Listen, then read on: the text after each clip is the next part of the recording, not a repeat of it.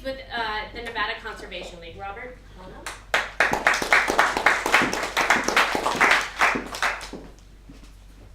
Well, Annette, I'd like to thank you for having the opportunity to address those that are concerned about our land, public land in the state of Nevada, and also our neighbors to the north.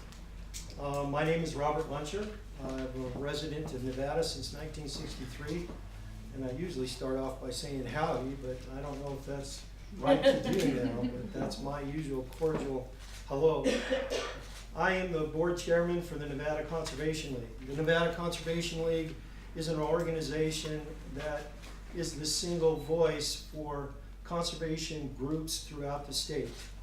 Through collaboration, supporting elected officials that serve and look after pro-conservation issues, we tend to resolve and enhance and do our best to protect the lands that are in the state of Nevada.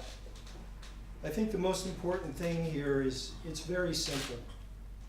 We have to hold those accountable for the actions that they take. If any one of you sped down the highway doing 95 miles an hour, I know that we would be accountable.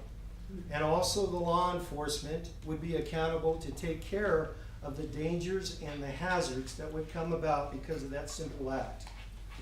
These individuals, right-wing extremist individuals, those that have a mission to go against the federal and state laws that are put forth, are ignoring the democratic opportunity that they have, as we are doing today, to voice and to use your voice instead of having a CCW or a gun on your side or a loud voice with not threats, but the potential of threats.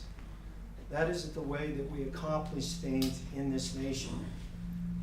We are a civilization that works off the principles of democracy. And if you have an issue with the state and federal laws, then you apply your complaints and work through the political avenues that are available for you to do so.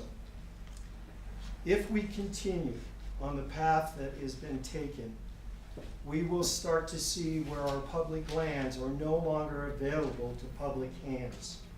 That means that those of you that like to hunt, fish, hike, bike, camp, barbecue, enjoy the great outdoors of the Nevada resources that we will have, if those public lands are sold off or given to individuals of private interest and or their own interests for their own self-serving purposes, the public will lose those opportunities. These groups have gone to states that are strapped financially and have offered up this grand facade that if we regain our federal lands or the lands of the Native Americans, that we will be able to have finances come in that will provide those needed funds for a state to prove its good worth. That's bullshit. And that's my own word. The point being is there are statistics and there are overwhelming polls that show that there will not be enough finances to take care of it. Just to fight a wildfire, this state does not have the revenues to address it. Please excuse my vulgar remark, but that's the emotion, and I can nowhere go to the emotions and the enthusiasm that the speakers before me have stated. Their passion for the land, their passion for the culture. I can only speak on behalf of the Nevada Conservation League, and in our efforts through supporting pro-conservation elected officials and through advocacy and collaboration, we can take care of issues and not be forced into a situation where we're not feel free to go visit Gold Butte or go visit the refuge in Oregon. There's not one public citizen that would like to step foot on those lands because of the threat or the intimidation of those who have violated the simple principles of state and federal laws. I would like to exhort the Department of Justice and BLM to take action that is needed and to make this progress and process move forward. I would just like to quote a news article from Kurt Sigler with NPR. And he has been doing updates on the status of the Bundy situation. And I think this phrases it, and I'll use his quote. BLM's and the Department of Justice's reluctance to pursue those individuals who have broken established federal and state laws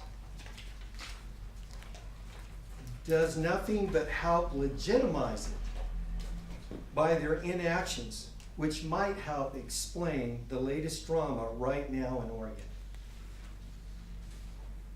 We've all at one time or another in our lives sought a passion.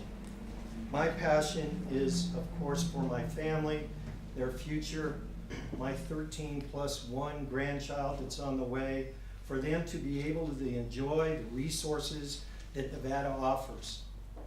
And if we are not able to stop this movement through the legal, political opportunities that are available, all of us, hunter, fisherman, hiker, biker, whatever you do in the resources that Nevada has, we will lose it.